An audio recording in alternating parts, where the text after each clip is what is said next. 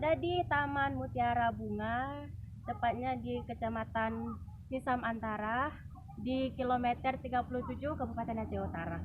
Ini merupakan salah satu destinasi wisata bunga celosia yang baru ada di Aceh Utara, dan di sini juga ada berbagai spot foto yang menarik untuk Anda saksikan, untuk Anda kunjungi, seperti misalnya kupu-kupu raksasa, bunga matahari, dan bunga dengan berbagai warna-warni.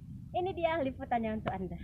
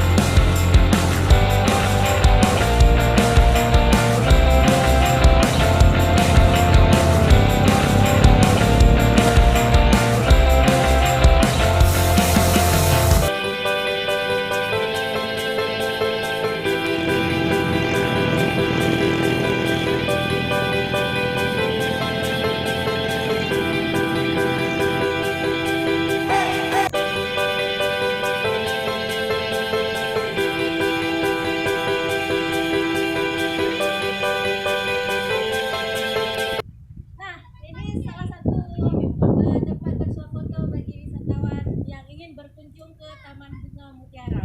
Yuk, bagi kalian dimanapun berada, dari manapun, ketika nggak ada aktivitas, mari merapat ke Taman Bunga Mutiara di Gunung Salak.